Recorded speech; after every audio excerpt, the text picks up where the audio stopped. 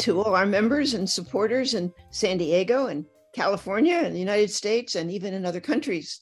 We're very happy to have you with us today. I'm Faye Gersh. I started the Hemlock Society of San Diego 36 years ago. Of course, I was a child prodigy when it was a chapter of the Hemlock Society USA, which was an organization founded by Derek Humphrey in 1980. At that time, we were a chapter, but now the Hemlock Society USA split up, and we are an autonomous organization, which we have been for 36 years. The National Hemlock Society merged and became two organizations. One was Compassion and Choices. This was 2005. And the other was Final Exit Network, two quite different Right to Die organizations. And that's Hemlock's legacy, I think. We have monthly meetings, free and open to everybody. Between these bi-monthly panel discussions, we have a unique Right to Die film series. So that's every other month. And so far, we've only done it in San Diego to a real people crowd. And we hope to expand that somehow. It's very interesting to watch and discuss these films that have some element of the Right to Die in them. Our next one will be April 15th in a local library. You're welcome to come from wherever you are to see it. We're showing Moon Manor, which is a very sort of interesting, zany, you could almost say woke film about a man and his last hours on the planet, planning to die with all his friends around. On May 20th, another program like today's program, an educational program, and that'll be on the topic, when is it time to die, which I think all of us have given some thought to it sometime or another. Today's program is part of our mission to educate people on how to have a peaceful death. We'll be talking about VSED, or voluntarily stopping eating and drinking.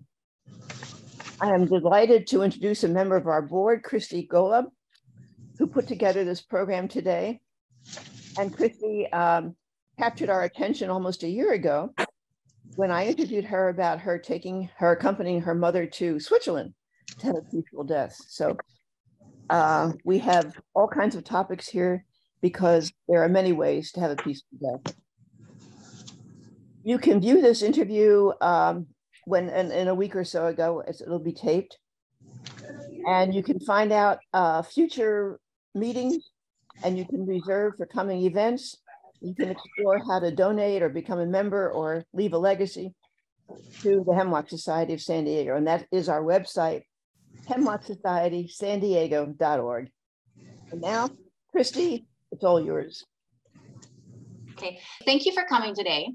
For those people who do not qualify for medical aid in dying or who live where it's not legal, voluntarily stopping eating and drinking is one of the most humane and effective methods to hasten the end of life. We have so many people registered today, so thank you very much. So as not to disrupt our speakers, please type your questions into chat and we will go over the questions after the last of our speakers. Kate Christie is a former technical and marketing writer who now is primarily a novelist. She lives near Seattle with her wife and 3 young daughters.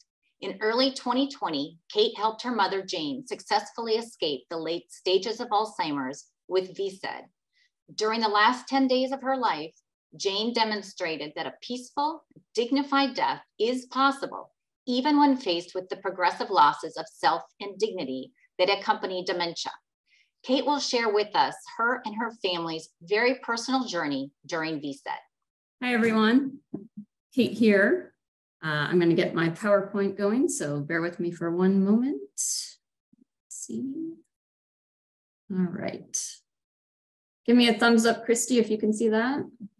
Great, thank you. All right, here we go. All right. I'm going to try to keep it to my 20 minutes. I have my friend Andrea here to help me with that, and she'll be speaking after me. So this picture of my mom, it was taken in the early 2000s when she lived in Wyoming. I love this picture because my mom loved life.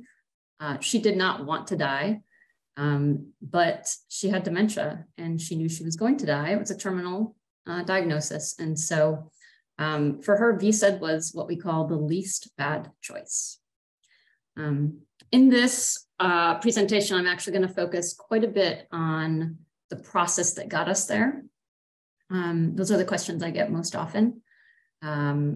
So who am I? I'm a professional writer, as Christy mentioned, and the daughter of a woman who chose VSED.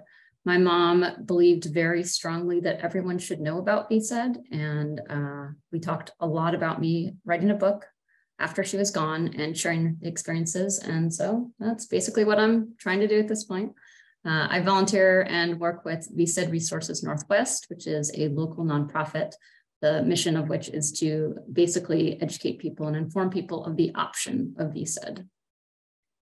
So my mom's story, her name's Jane. This picture on the right is my mom, her mother, and her grandmother at my mom's wedding. And all three of these women developed Alzheimer's. My great-grandmother had dementia, and it was likely Alzheimer's. I don't believe they had the diagnosis at that time. But she lived with my mom and my mom's family at the end of her life. So my mom watched her fade and basically lose all sense of self. And it was fairly traumatic. She was, my great-grandmother was very angry about it. And that was traumatic, I think, for the rest of the family. My grandmother, my mom's mom, ended up in a skilled nursing facility. And for 7 years, she lived in the Alzheimer's wing. She was very strong and healthy. It was just her mind that was fading. And by the end of it, she didn't know anyone. She had lost everyone. And my mom took that experience and said, you know, hey, if I ever get VSED, if I ever get dementia, there is no way I want to go into a nursing home. So that quote below, do not put me in a nursing home or I will haunt you. I heard that for decades before my mom was actually diagnosed. Another powerful statement from her was, I don't want to die a stranger among strangers. And so that was really kind of went into her decision-making process. She had a fierce sense of independence. She also had a fear of institutionalized care. And more than anything, she was afraid of losing herself and losing her family through dementia, losing any memory of the life that she had led and the people that she loved most. So the timeline for her, in 2008, she was thrown from a horse in Wyoming and broke 2 vertebrae. And within 6 months, we started to see some cognitive changes. She was still in her 60s at that point. But that can happen. We've been told by doctors that when you break your back, it impacts your spine, which is part of your neurological system. In 2010, my parents were living, and in this picture on the left, they were caretakers for a historic ranch in Wyoming. And below, so she's looking down at the ranch where my dad and she lived for about 8 years full time, and they'd spent summers there for years. And in 2010, her cognitive impairment was growing, and it got to the point where they knew they couldn't stay on the ranch much longer, and she really thought about dying. And they asked me to come see them in Wyoming. And while I was in Wyoming, my wife, we were trying to have a baby, and my wife phoned and said, I'm pregnant. The test came back. And at that point, my parents kind of shifted the conversation about suicide, and it just kind of went away. My mom wanted to stick around and meet all of her grandchildren, who we ended up having twins after that too. So we had 3 children. In 2015, they had left the ranch in 2011 and had moved back to Michigan, then moved back to Wyoming, and just kind of lived their lives. And in 2015, mom was definitely, the cognition was definitely failing. And so my dad was having a hard time, and they moved to Bellingham to be near my family, which also was great for us because we had 3 kids under the age of 4. So grandparent help was awesome. And they'd been here about 1.5 years when Western Washington University, the local university, and the Palliative Care Institute there sponsored a program called Death Happens. Let's talk about your choices. And that's the little picture there on the left. Phyllis Schachter spoke at that. She's the author of Choosing to Die, which I think is probably the very first personal book about VSED. Her husband chose VSED in, I think, 2011, maybe. And so my mom came home after that and was like, oh, I am definitely going that way. That's what we're doing. And that is actually where she learned for the first time that Washington's MAID law does not cover dementia. You have to have a 6-month terminal diagnosis. So things like Parkinson's, Alzheimer's, other forms of dementia, ALS, none of that is covered, unfortunately. Why VSED? This really appealed to my mom and to the rest of us. Number one, not eligible for MAID. I think my mom would have chosen MAID. I know my dad would have chosen it for her. He was very worried about suffering. We liked it because you can change your mind and stop in the first 3 to 4, maybe even 5 days. Once you get to 4 or 5 days, you've got organ damage that's permanent and you really can't turn back. But in those first few days, you have an ability to change your mind. Suicide is risky and painful for family and first responders. We heard a lot about that. What if you try to commit suicide and it doesn't work? What if you're brain damaged and you end up in the skilled, nursing facility that you were trying to avoid to begin with? And also, who finds you? How painful is that? What if you go out into the wilderness? My parents were huge, as you can see from a lot of the photos, huge hikers.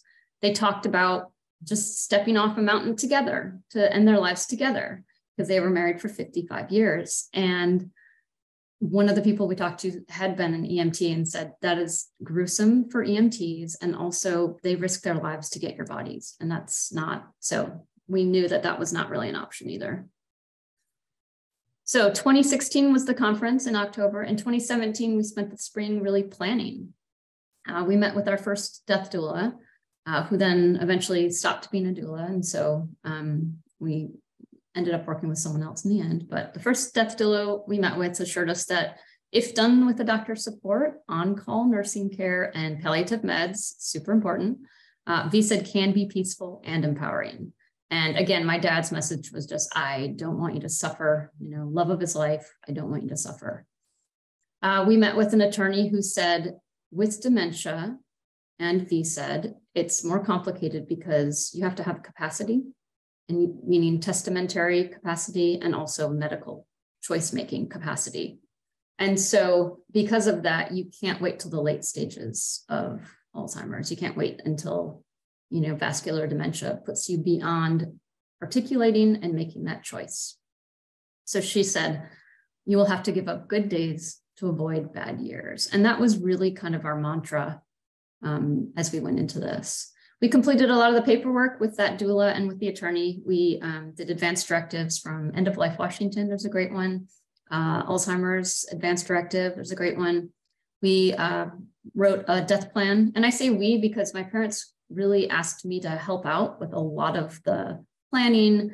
They were overwhelmed emotionally and understandably so. And so I kind of stepped in and helped them with a lot of the paperwork and a lot of the planning. The decision was theirs. I was just there to honor and support. But yeah, and then my mom also wrote a VSED statement of intent. And this was important while she was still in the early stages of Alzheimer's because she still had all of her faculties and she was a great writer. And so she could really put into words. And if anyone does end up buying the book, I include a copy of her statement of intent at the end so people can see what that looks like. So once all the paperwork was completed, we were kind of like, well, now what? Like, she's still in the early stages. What happens now? And the attorney and the doula were like, yeah, go live your life until it's time, man. You'll just know. And it was like, how will we know?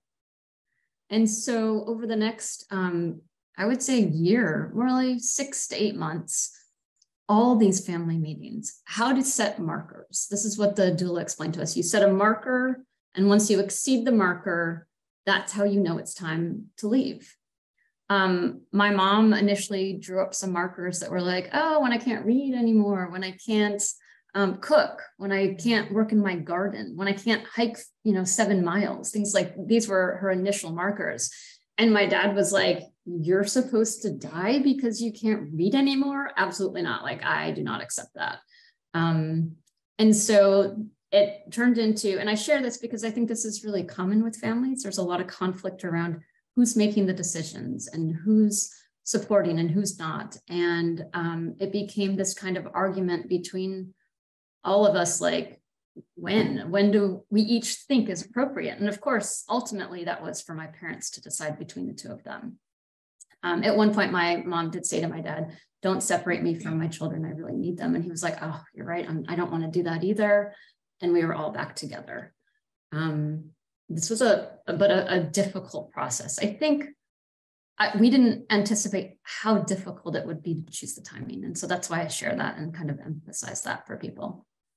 At the end of this process, we all were like, okay, we're just letting go.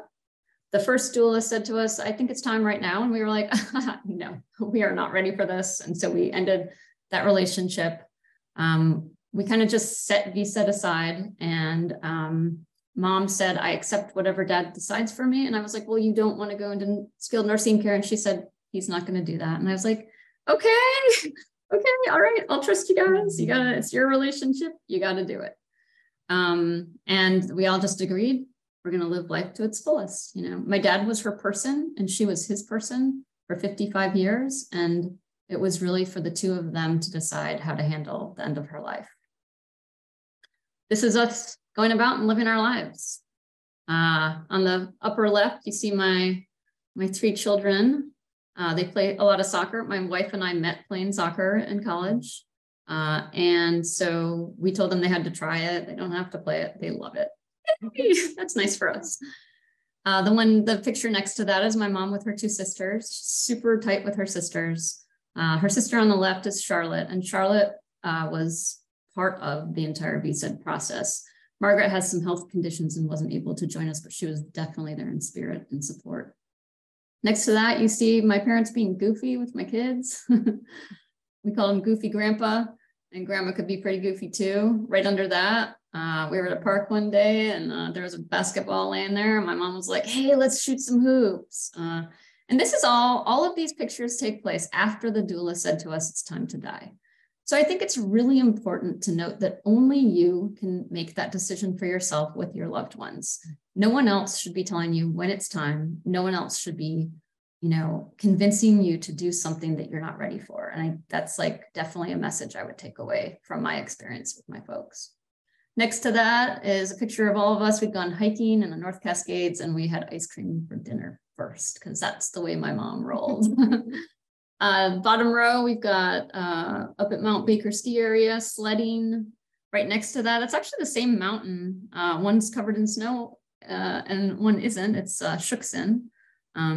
And that was in the fall, hiking. And then we've got the famous tulips of Skagit Valley. So we were living really our best lives.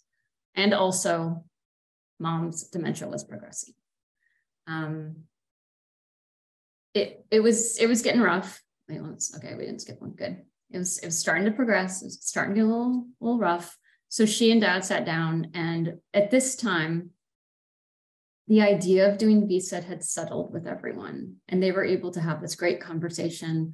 What should those final markers look like? And they came up with, number one, VSED begins if she no longer knows her friends and family, or, so these were all or, it wasn't and, it was an or situation, or her relationships with her loved ones begin to suffer irrevocably, or she can no longer live safely at home.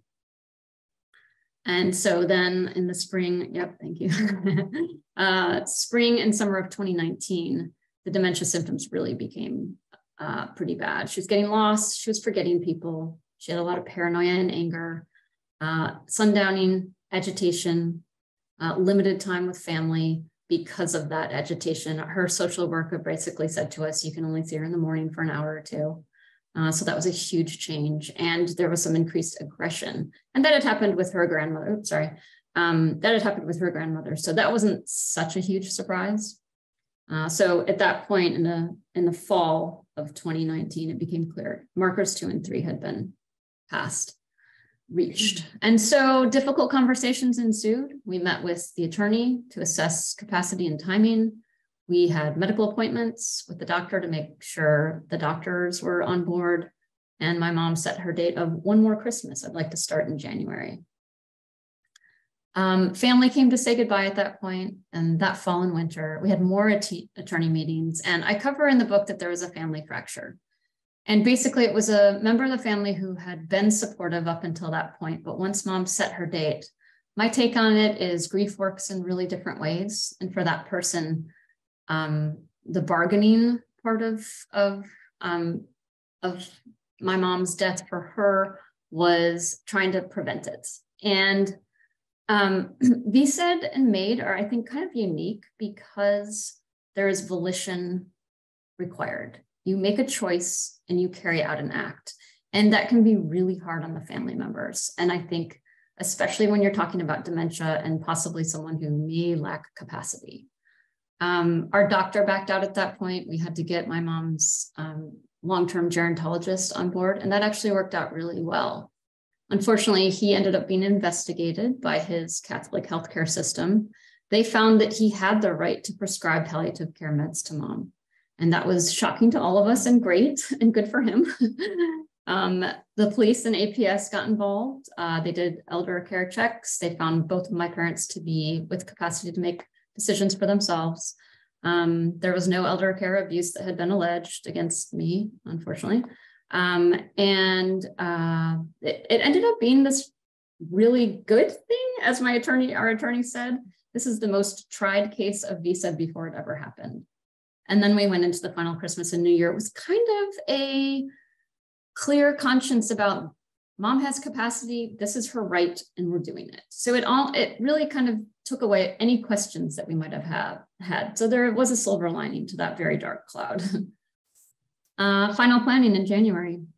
Nancy Simmers and Andrea Fenwick come on board. They're death doulas that we were referred to from our attorney. They hired a whole caregiving team. We assembled a family caregiving team that was my family, Charlotte, so my mom's sister, and my in-laws, who have a ton of experience with hospice and elder care and elder law. Our local hospice agreed to cover the hospital bed and said they would accept mom into care when she was mostly sleeping, which was actively dying. The final visit with my mom's doctor to assess medical capacity took place, and he asked, have your wishes changed, or do you still want to do VSED? And she said, yep, it's what's best for my family and me, and it's time to get the show on the road. Final attorney visit took place the week before her start date, and that was testamentary capacity to be assessed and liability releases signed for everyone who was involved, including the caregiving professional and family caregiving team. The show began. In this upper left photo, you see her room. There's a hospital bed, a commode, a humidifier, which keeps your skin really from drying out. And then her wall of mementos and photos. We had a caregiving group ritual the night before it started, and that allowed everyone to align their intentions together. And I love that our doulas did that because that was amazing. My kids and I and my wife wrote goodbye/memory letters that we read aloud to my mom. And that's the picture on the right. And it was very meaningful for us. And the bottom left corner is Last Family Walk by Bellingham Bay, final sunset that my mom watched. And on the right is her caregiving schedule, which was 24/7. During this time, I pulled my mom aside and was like, do you have to do this? Like, we got here and I had not really believed that she would do it. I see that I'm almost out of time, so I'll just get through that really quickly. And she said, yes, it's the right time. I'll always be your mother. And she also said she would always want more time, but she was worried that she would not be able to do VSED. Okay, so that's my time is up. So I will show you these. I think I have another minute or so. That's my 1 minute. The VSED process itself was so quick compared to the 2 years of planning and stress. And so up on the upper left, this is actually day 2. A hug from my children. Then there's a picture of her with her sister. We made a photo book. And so the middle picture is my mom looking at the photo book with all of us. And then down below, my daughters made rubber band bracelets for everyone involved. And on the right, you can see we're watching a movie together with my dogs. And I shared these photos because the first 3 to 4 days, like the person is there. They're all there. They're human. They're like not, fading yet. They're starting to fade. But then on the bottom row, we see kind of the last 4 days before she went into her coma. And there's exhaustion, dehydration takes over, and confusion, delirium. And so that's where the palliative care meds come really into play. Lots of loving time with family though. And in the background of the photo down on the bottom, you see Nancy Simmers in the background taking care, as she always did, watching over us. Takeaways: planning, planning, planning, and palliative care support, medical support. 24/7 professional caregivers, so the family can be family, not staff. Definitely remove all the food from the residents before VSED. There was a moment where someone had left out a pan of lasagna. My mom walked up and started licking the spoon because she forgot what she was doing because it was nighttime and she was sundowning. Test the anti-anxiety meds ahead of time. Make sure they work at whatever dose, because you don't want to get into a situation where you're unable to treat the anxiety that happens. Be prepared for when the patient is delirious and ask for food and water. This means have a statement that you're going to say, which for me, initially I was like, no, sorry. And then I felt horribly guilty. So then after that one time, I was like, yes, you can have it. Then we'll have to stop VSED. And she was like, oh, and then I'll go into care. No. And so that just refocused her. So having that already ahead of time will save you the guilt that I went through. Have a packet on hand that includes the POLST, the healthcare power of attorney, advanced directives, and VSED statement. If someone calls APS on you in process, this will be your lifeline. Plan for after death early so the family does not have to manage the details later. And my last kind of bit is that VSED, I came to see this as VSED accelerated my mother's dementia into 10 days instead of 5 to 10 years. And that was a gift that she gave us, and it was a gift that she gave herself. And that's it for my part of the presentation. Pick up a copy of the VSED handbook. It goes a lot more into details, kind of about what we experienced. And then it also has sample documents. And if you purchase it on the VSEDresources.org website, a little bit of money goes to our group. So that's it. So the next person would be Andrea Fenwick, is a death doula, social worker, and hospice volunteer. She helped form a death doula collective, VSED Resources Northwest. Her desire to support people in end-of-life choices originates from experiencing her mother's death from ovarian cancer when she was only 15 years old. She became aware of VSED after her husband's diagnosis of Parkinson's. Andrea considers it a great honor to be someone's companion during their last days, and she continues to be in awe, grow, and learn from each incredible soul and their loved ones. Here's Andrea. Thank you so much. We almost need to take a breath from all of that sharing of personal story that is so powerful. Thank you, Kate, for sharing your personal process with your mom and your mom's story.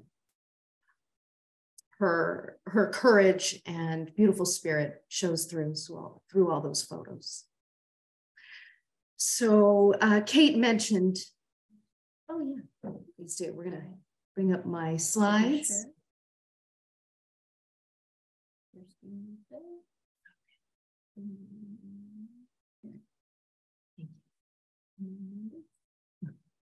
So I'll go over some of the details of VSED. And Kate already mentioned many things, but it's good to hear it again. So VSED is a legal way to hasten one's death. And it is a legal end-of-life option in all 50 states. And it was already mentioned that this is so important to know as an option for people that do not live in a state that has the medical aid in dying law. And it's also an important option for those that do not qualify for medical aid in dying. So one does not need to have a terminal diagnosis in order to initiate VSED. It is a voluntary choice and a deliberate self-initiated action by someone with decision-making capacity. And people choose VSED for a variety of reasons. They may not want to prolong their dying, or do not want to live out to the end stages of their disease. Or they may find the expected deterioration or the suffering of an irreversible illness to be unacceptable. And here is listed some of the diagnoses of people that choose VSED. A lot of them are neurodegenerative diseases. And then just clearing up some of the misconceptions about VSED. VSED is not suicide. It is done with careful planning and preparation, as we have just heard from Kate. It is done with medical and familial support, or your close social circle, as well as experienced caregiving. It requires a strong-willed and determined person to follow through with the challenges of VSED. And ideally, it is initiated by one who feels prepared physically, mentally, emotionally, and spiritually.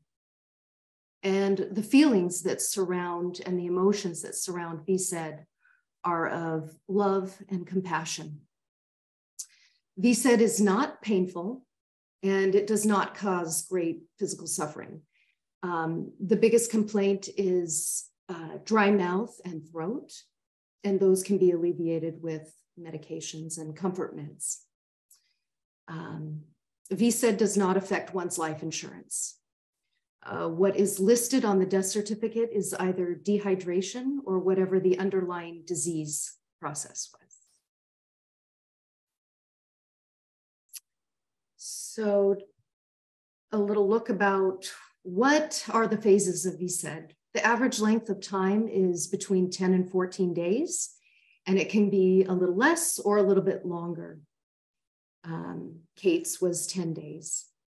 And we can look at it as a beginning, having a beginning, a middle, and an end phase. So the first few days, the person is more alert, they're up and about, they're tending to their own personal care, they're engaging with others. So at this stage, it's really important to have comfort measures and distractions.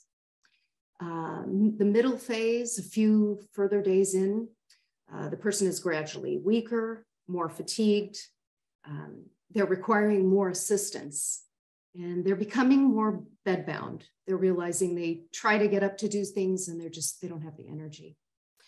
And it's really, at this point, it's getting challenging for everybody that's involved.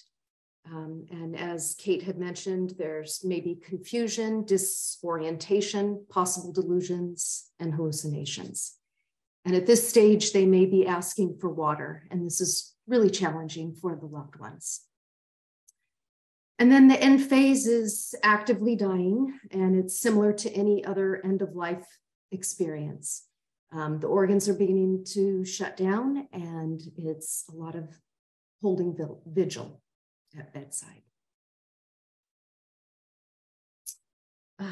So there is a lot to prepare for, and Kate had mentioned this as well.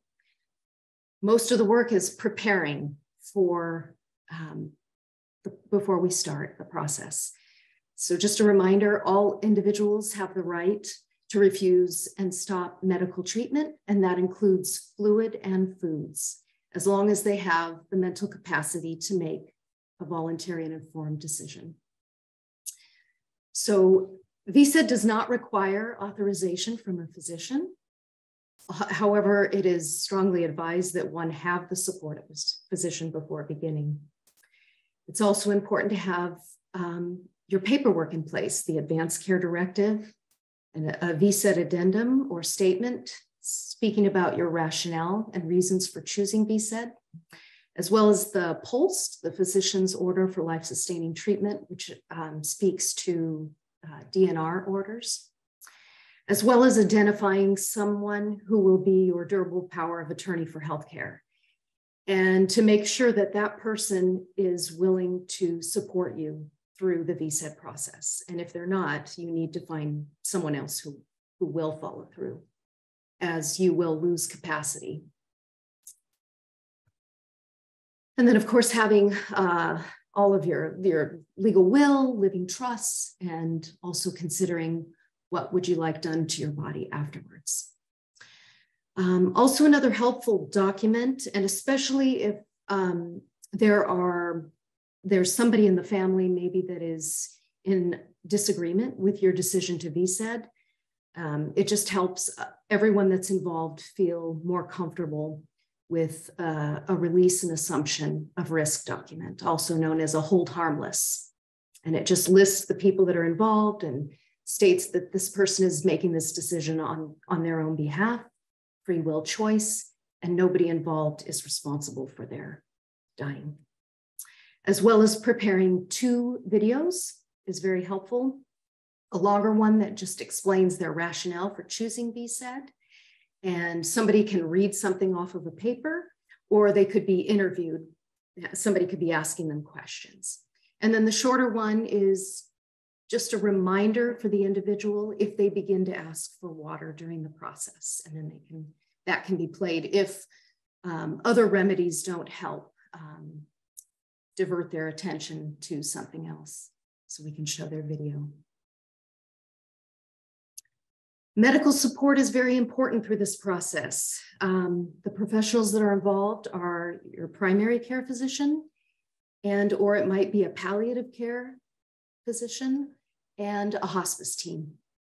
So having those initial conversations and maybe some ongoing conversations with your primary care physician is really important. You can make an appointment ahead of time and just discuss with your physician your end-of-life plans, as well as discussing your advanced care directives. And ask your physician, what is their position about VSED or medical aid in dying, if this is an option that you may want to consider somewhere down the road. And if they are not comfortable or they don't know about it, you're not in a point of crisis, so you can certainly inform them about our website, the VSEDresources.org, if they wanted more information. And also, if they are not supportive, you will have time to find another physician who might be, or ask them to refer you to another physician. And medical support is so necessary because your physician is going to be able to advise you, if you are already taking medications, how to taper off or stop those medications before beginning. They will also want to discuss with you your desired level of sedation during the process, as well as prescribe the comfort meds, which I'll talk about in just a moment, and as well as making a referral to hospice.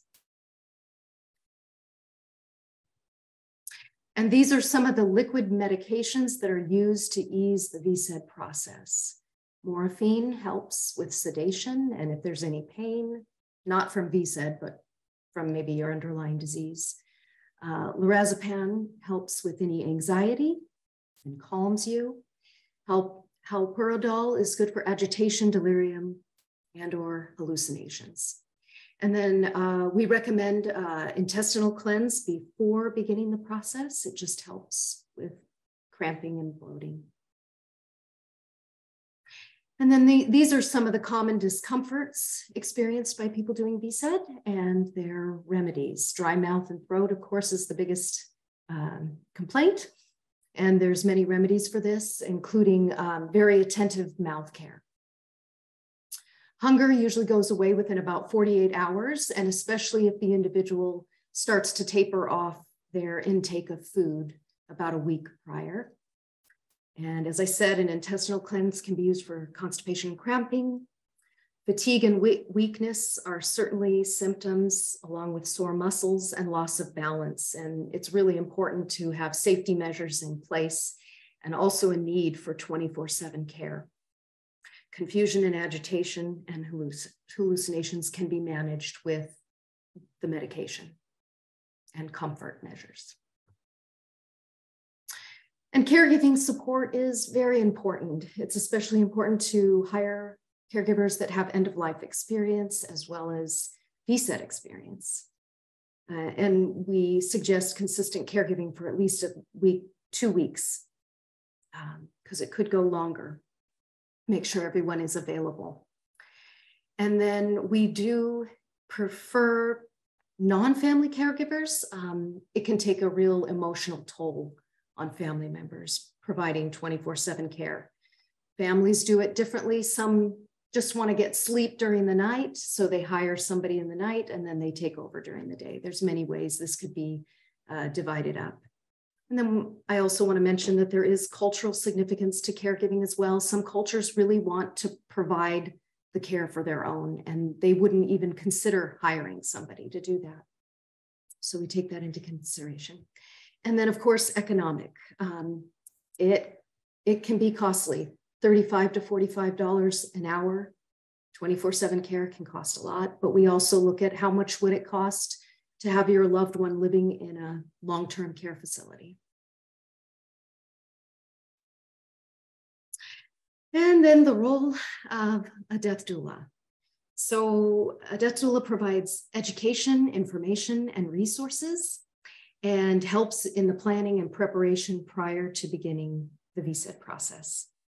A death doula serves as a non-medical guide and support, and companions the individual transitioning to death, and supporting the loved ones through the dying process journey. A death doula can also set an atmosphere of peace and calm, and problem solve if any issues or concerns arise. The death doula is also a collaborator and facilitates communication with all that are involved in the care, and educates about the stages of the dying process, and provides after-death care options, as well as bereavement and reprocessing of the experience with loved ones. And this is our website, VSEDresources.org. You can find tons of information on there, videos and books and articles and personal stories. Yeah, so it is, just take your time perusing through it. So thank you very much, Andrea. Adding a clinical perspective to this is Dr. Donald J. Moore Jr., a San Diego physician who specializes in hospice and palliative care medicine.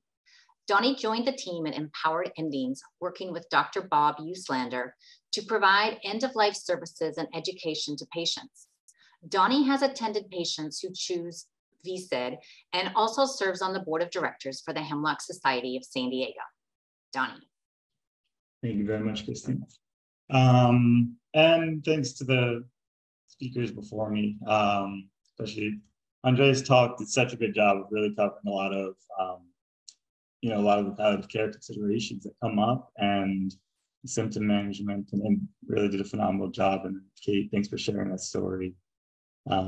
It's so meaningful, and I think really adds such flavor to why it's so important we have this as an option for people, and yeah, why people might consider it, sort of how to go about that process.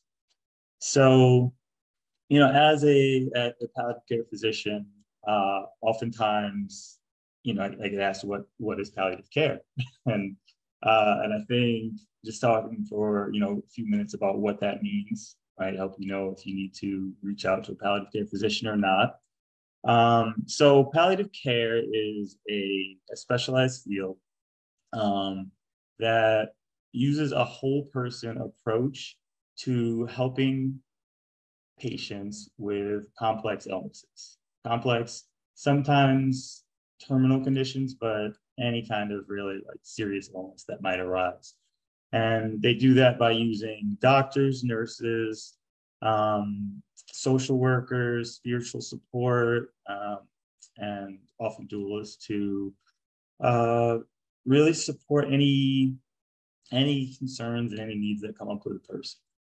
And another way to kind of look at it is the field really bridges the gap between the patient's goals and the patient's perspectives and the medical system goals and perspectives, and sort of bridges those and helps the two sides come to the best outcome possible given the circumstances. There's several key components to the field I also like to talk about. One of the main things that we do is helping with symptom management, which is something that Andrea talked about in the context of VSED really well. And anything that might come up with pain, anxiety, is something that we're trained in helping out with, helping to alleviate. In addition to that, suffering isn't always physical, and these sort of physical ailments that we can see and treat are often just the surface of what people are doing. And another part of the field is helping with the sort of social, spiritual, and existential concerns that come up. And, you know, in a lot of ways, this is really, I think, one area in which, specifically connected to VSED, palliative care is essential. You know, these things that surrounding making the choice to die and really being ready for that moment, and being in a situation where you may not be in a state where you can go through other ways, you know, medical aid and dying to achieve that. You know, is really the planning around it and determination of how to go about that in a way that that's easiest is something where palliative care is invaluable in helping out. I think that Kate did a great job of talking about how much planning goes into this, and I would say that from a palliative care standpoint, you know, I think that's really one of the biggest components, making sure that you have in place advanced directives saying what you saying what your wishes are, and planning out what, you know, this whole process of voluntarily stopping eating and drinking might look like. I think that as well in planning is, you know, really deciding how this, you know, how this decision like really came about, and exploring sort of the complex emotions surrounding it. You know, when people are planning this out with their families, I think one of the things that came up, specifically with Kate's family, is, well, how do we know that, you know, this is time? How do we know that we're ready? When do we know that we're ready? When do we know that, you know, we're actually exiting the planning phases and entering the time when you're actually going to stop eating and drinking? And a lot of those conversations can be facilitated by the palliative care team and can help you really like make an easier transition and go from planning to actually execution of it. I think that, you know, the other place that palliative care helps out with is helping to pull the different pieces together that you need.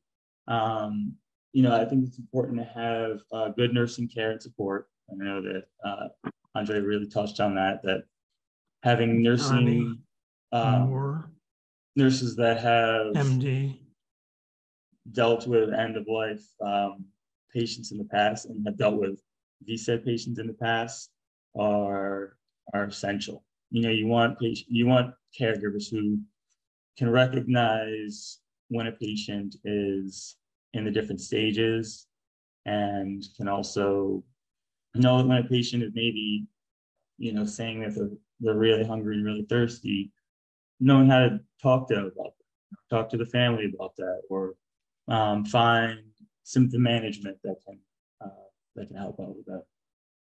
I think that nursing care is very important. Being in communication with a hospice organization is very important.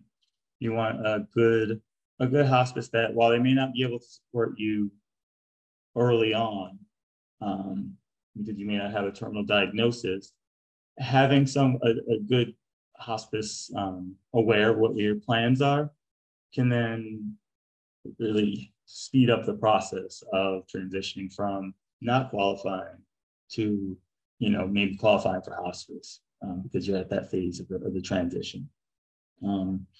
And then I think the third big part is having,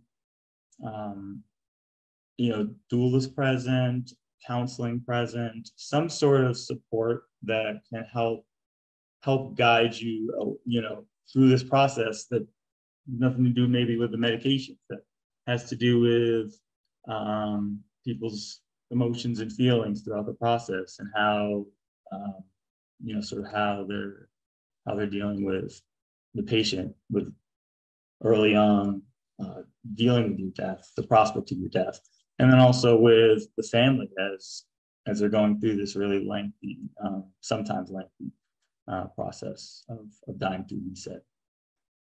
So, you know, those are the main palliative care considerations. I think that I've seen a lot of questions popping up in the chat. And, you know, again, Andrea did such a great job covering so much of the symptom management and planning phases that I think, you know, any questions I can field would be the most valuable. So yeah, if we want to open it up.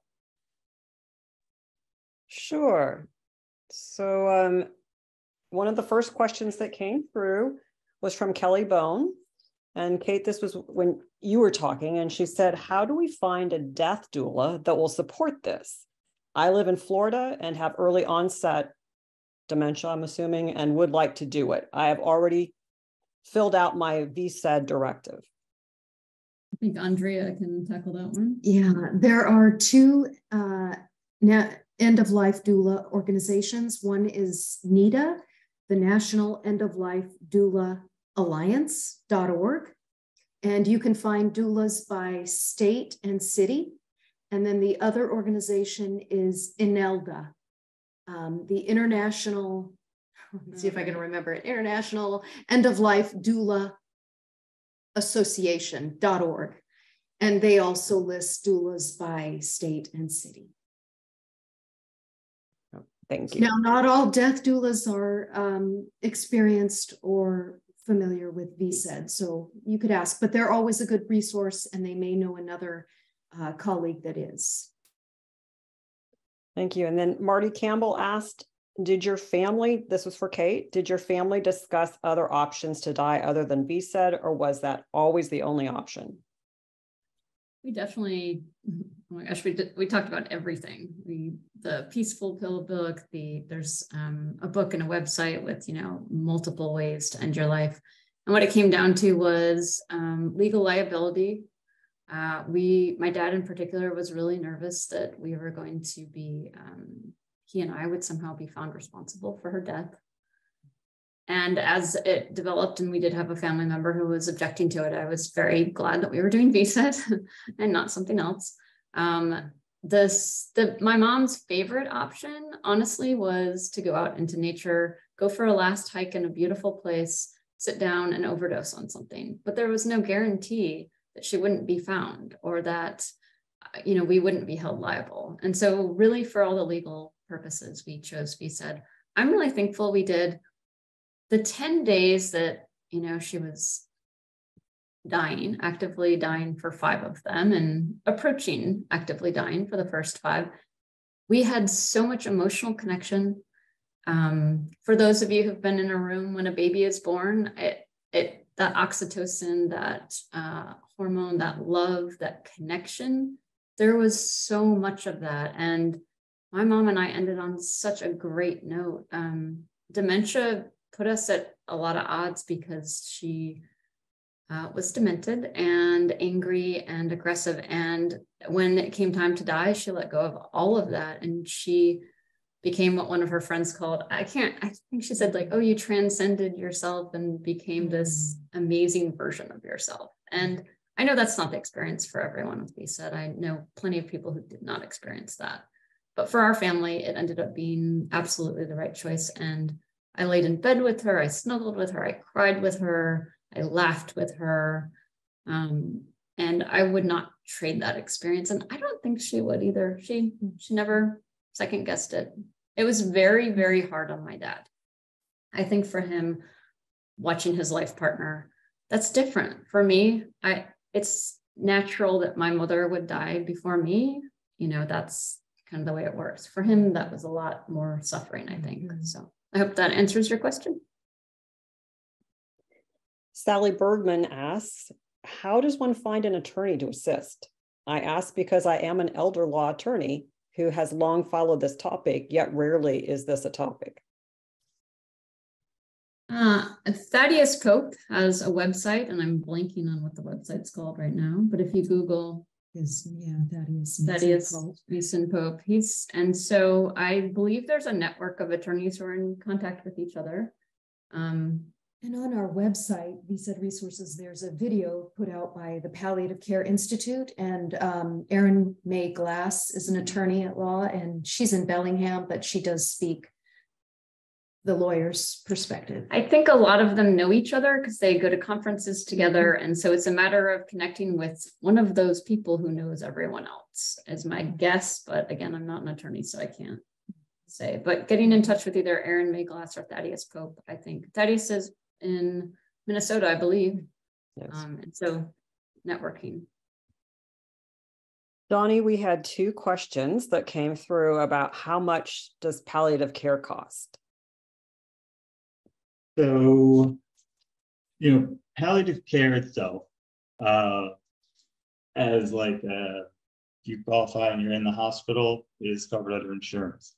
That having been said, being perfectly candid about this, undergoing VSED is not a very cheap process. It takes a lot of nursing support, generally.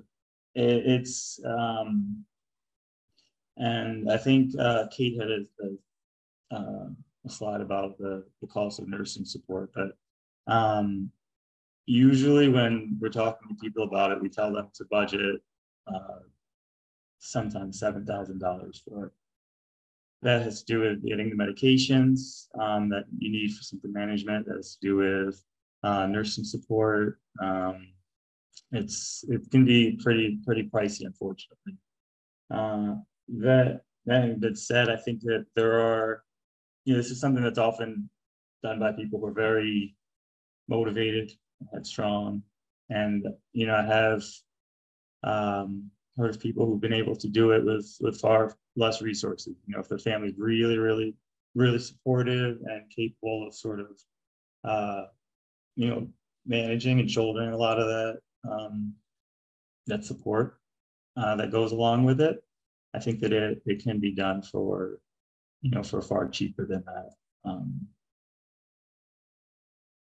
Okay. And do you have any and Kate, having gone through this, with your family, is that something maybe you feel comfortable touching on? Yeah, ours was probably just, I don't know, maybe 3,000. I don't think it was a lot more than that. We didn't have 24/7 coverage in the beginning with caregivers. We really reserved that for the end of the process when we felt that there would be, medical things going on that we wouldn't, and nothing like that actually did happen, but it was so nice to have a professional caregiver around in case. And that was the biggest cost. Hospice covered the hospital bed. My parents' insurance covered their medications. And so the hospital bed and the commode, and that's a lot of money for a lot of people. And I will say that we are very aware of the privilege where we live and the ability to pay for all of that. But for us, it was, a lot less, I think. And I'll also say that depending on, it sort of depends on the circumstance a lot of times surrounding the illness. And if somebody has an illness that qualifies them for hospice up front, then that can circumvent a lot of the costs, because hospice is a government Medicare benefit and is fully covered. So hospice is totally free. And if you qualify for hospice, they can support a lot of the resources, the medication, a hospital bed, and that can make it a lot cheaper too. Yeah, we were surprised that when we went to get the hospital bed, they said, "Are you working with hospice?" And we said, "Well, yeah, but about midway, not yet. And they said, "That's okay. We'll contact," and it was the head of it. And they're like, "We'll talk to her." And she was like, "Yep, approve it." So it was just fortunate, I think, for us. We had a couple of questions that came through like this. Does the person have to have capacity at the point of starting VSED? Again, I'm not an attorney, but that's my understanding, and that is the testamentary capacity. So when our attorney told us in 2017, you'll have to give up good days to avoid bad years, she meant you have to be in a place mentally. And we kept asking her, well, what does that mean? What do you mean by that? And she'd say, well, you have to be able to, for a 24-hour period, say, I want to do VSED, I want to do VSED, I'm doing VSED, I'm doing VSED. Because once you start, you have to be able to continue. And if, I know someone asked, what is sundowning? In people with dementia, by the afternoon to evening, cognition can be very impaired. And we experienced that with mom right off the bat. Once she hadn't had food for about 3 days, it was rough. Her confusion increased quite a bit. And so I also want to say you don't need an attorney.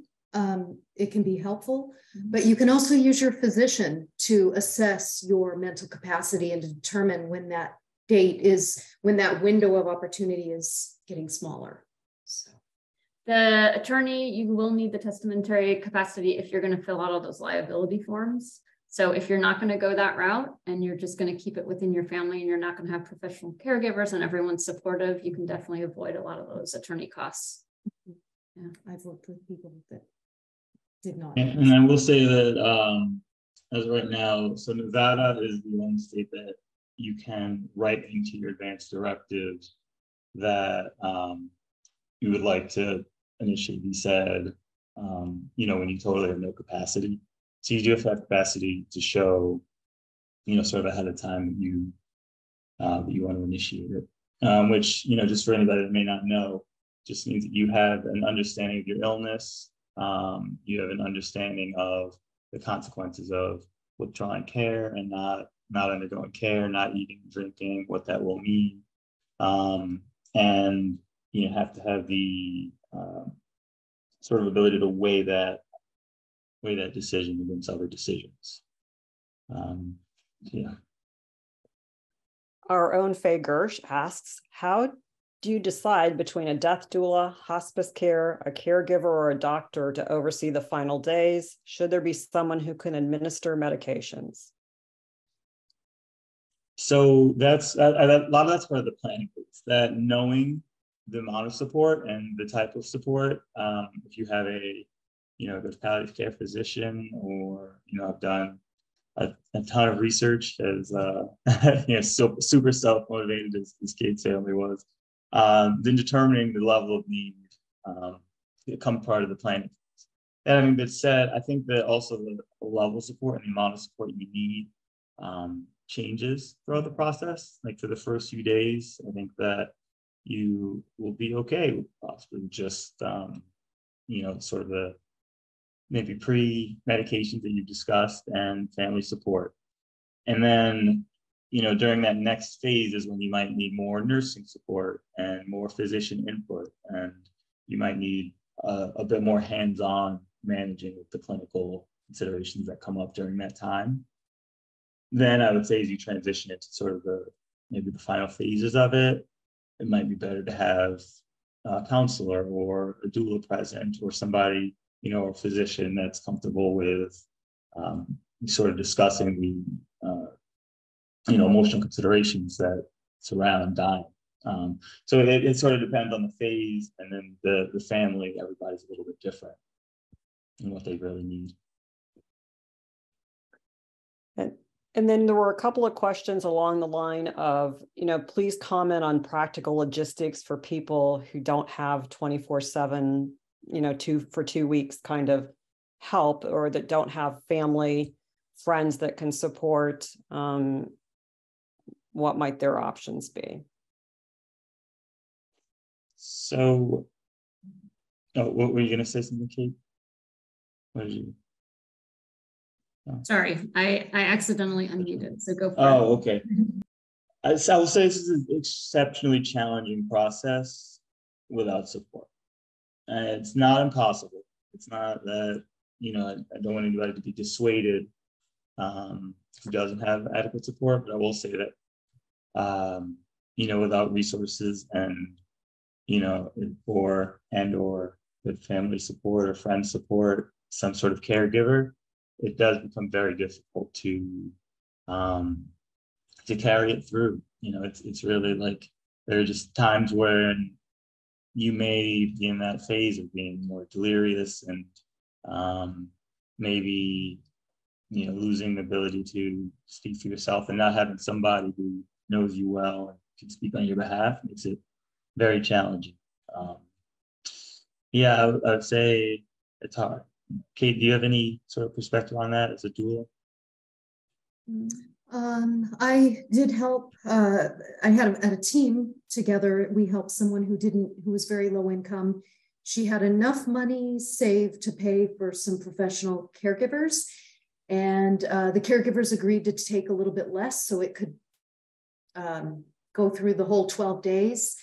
And the two doulas did it pro bono. And so I've done that a lot. And we just brought together her best friend, who was the main and also provided some of the caregiving. And Hospice House actually took her in. We have a hospice house here. But we still needed to provide 24/7 care for her because there wasn't going to be somebody in the room with her that whole time. Yeah, it is challenging. And I think that gets to some of the legality of if someone asks you for food or water, if they're delirious. I know that for a lot of paid caregivers, they can get into legal issue if they don't give food and water to a patient, like it's part of the setup. And so what we talked about was if my mom asked and there was a professional caregiver, she would come get a family member. And then the family member would go in and say, yes, but then we stop VSED and you go into care. And so that was kind of how we made sure that mom was in charge of it. And that was this just, are you forgetting where you are and who you are because you're so dehydrated and you also have dementia, or do you actually want to stop? And so that was helpful. That was a situation too. Doing it at a hospice house, if she did request water, they would have to comply. And so that was why it was so important to also have somebody at her side who could advocate. And we're not in the business of denying anybody water, but we will go through a process of talking them through it and trying everything, including the video. And if that doesn't work, then we may set a glass of water on the table. And then they understand that the VSED process may come to an end, or it's just going to take longer to die. That kind of feeds into a question that someone had about the two videos that you had mentioned. They say that they have one that they've done stating that they want to do VSED. And what was the other one? The other one is a much shorter video where the person is coaching themselves through a difficult moment. And so, for example, my mom had a great sense of humor and she was like, Jane, don't eat, don't drink. Gosh, geez, Jane. And so she kind of made it into a joke for herself, but then she also very seriously, and it was about 1.5 minutes, I think. So very brief. The other one was 10 minutes and I interviewed her and it was a great conversation about why she would choose VSED, and no one could ever argue with, you know, did she want to do it based on that? But the shorter one was very much stay on task. I have chosen this, or you, Jane, as she said, you have chosen this. I am you and I have chosen this, and we are going to see this through to the end, or we will end up in nursing care, and that is not what we want. And I was out walking my dogs one day and my wife called me and said, something's going on. And I think what happened, my understanding of it, was that my mom was so delirious. And she said to my dad, I think it was day 7 and she was still conscious. And she said to my dad, am I going to die? And he said, no, no, no. He was just trying to make her feel better. And then she freaked out because she was like, what? But I don't understand. Aren't I doing this to die? And then Nancy, our doula, who works with Andrea, came in and played that 1.5 minute video 3 times. And by then my mom was blind from dehydration, or couldn't open her eyes or whatever it was, but she was able to hear her own voice. And after the 2nd or 3rd time through, my wife said she calmed down and all the agitation went away. And she was like, okay. And Nancy said to her, yes, Jane, you are dying. You've made this choice. We are on this path to your death because you have Alzheimer's and you do not want to live longer with Alzheimer's. And apparently my mom was like, yes, yes, okay, okay, okay. So it actually came in super helpful. Okay. Another question, this is a quick one for you, Kate. Kelly Bones wondering what stage of Alzheimer's was your mother in?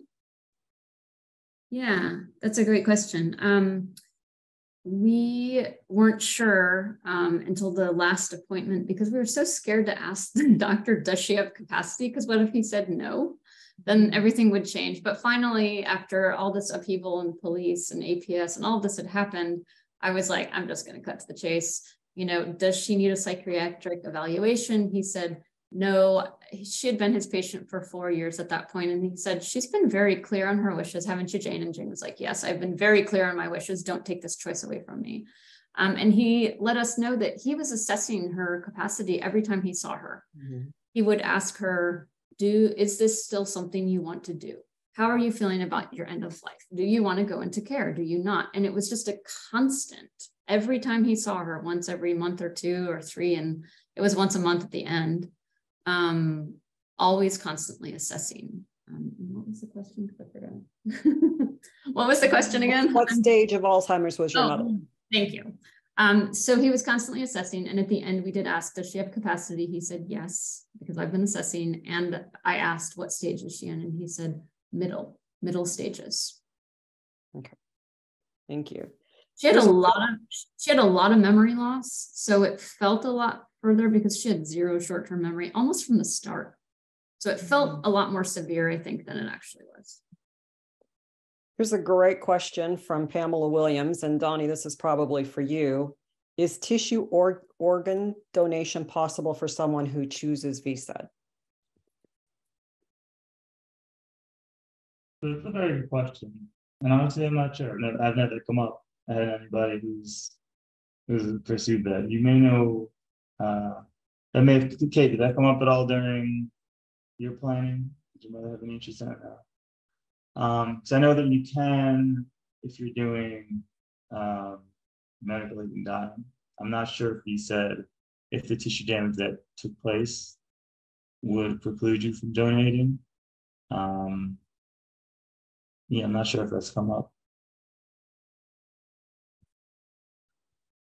And then we have a question from Gary, who's asking whether, Kate, could you please describe death plan?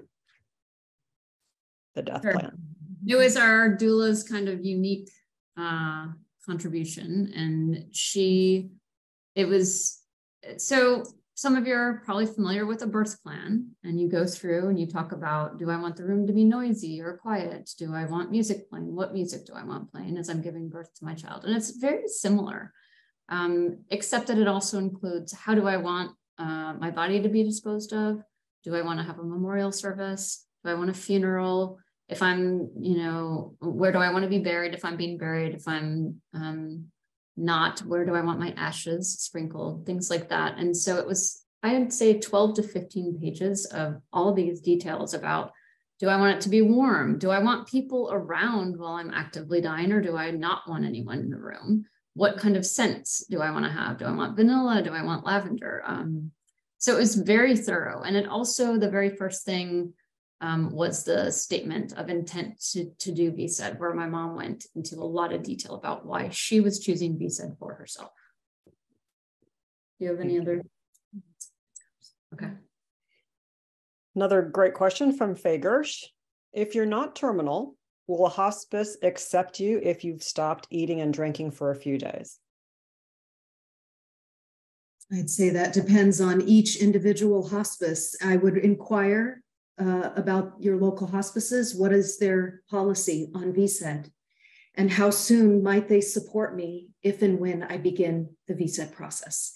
It's very helpful if you have a physician's referral, carries a little bit more weight. Our hospice here is a Catholic affiliated hospice, and they have actually stepped in quite a bit sooner, and we've been pleasantly surprised. They've just gotten a lot more education on VSED, and they've come in on day 1 and 2. One of my mom's favorite things to say is, you don't get what you don't ask for. And so we asked our hospice, and apparently we were the first people doing VSED in our area who said, hey, can you guys support us? And they were like, well, yeah, I mean, you're dying. Why wouldn't we? So, yeah. But not all hospices obviously are going to say yes. And we were shocked that the Catholic affiliated one did, honestly. And Carol Fiore asks, could your mother have gotten more meds if she wanted to take her out of any misery? How does that work? So how much is someone, I guess, sedated versus not? Yeah. I think it's every person's choice of how significantly they want to be sedated. My mom wanted to stay conscious as long as possible. She wanted to be with us. In fact, I think the hardest part for her on day 6, when it was pretty clear that she was not turning back and on her way to death, she was crying one day, and we asked her, what's going on? And she was like, I don't want to leave you. I love you. I'm so sad that I'm leaving you. And then our hospice social worker came in and was like, well, are you changing your mind? And mom was like, no, I'm not changing my mind. I'm so sad I'm leaving my family. So. Carrie Walden asks, if I take a sip of water to take anxiety meds, will it prolong my life? I've heard something about 3 tablespoons of water can keep the kidneys going. And I'm not really sure. I don't know if there's anything scientific about that, but I do use that as a kind of a gauge to let people be really conscious about how much water they're taking in throughout the day so that they're just aware. I wouldn't use ice chips, maybe just a fine mist spray of water. And crushed up pill, I guess you could get that, but all the medications are liquid, so you could be getting some liquid water from that as well. So little though, they were droppers that we watched the caregivers just put the droppers underneath my mom's tongue, and it just dissolved. And so it was a very small amount of liquid in our case. Yeah, I would say small sips are okay, but it's, it comes with the understanding that we do assume any water that you take in, you assume it will extend the process. May not be by long, but it really doesn't take too much water to kind of continue the organ. So we generally do use like a spray, a mist, or like oils to the lips, moist, and we try to avoid, and then liquid medications as well, but try to avoid using water when possible. Susan Massinzio asks, could Donnie elaborate on Nevada being the only state where you can make an advance directive for VSED that would still work if you become incompetent? So yeah, Nevada, we have a law in place. It's been there for a few years that allows you to specify in your advance directive that you would not want any, you would not want to be fed or given liquids if you lose capacity. So you're able to then initiate the process after you've lost capacity. Having been said, there's a bit of, I think other states have intentionally left it a bit vague as to, how much capacity is necessary and how advanced you need to be in the progression of your, if say dementia is the cause, usually is how much you have to be progressed in order to be ineligible for it. So there's, I think, some wiggle room in other states, but Nevada is the only one that expressly says that there's no hand feeding or hand administration of liquids if that's what you say you want. I did not know that. Marty Campbell asks, and I don't know if anybody can answer this, if you tell your doctor that this is your plan to do VSED, is there a chance they will call authorities as they think you are a suicidal person? Very good question. So no, they shouldn't at least. So this should not be considered suicide is the first thing.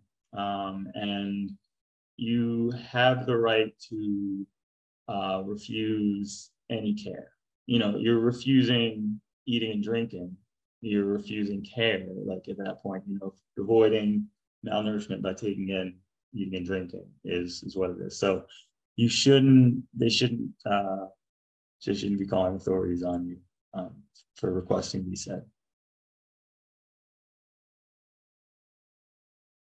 Let's see. Oh, would a pacemaker delay the VSED process? No, it shouldn't. It shouldn't delay it.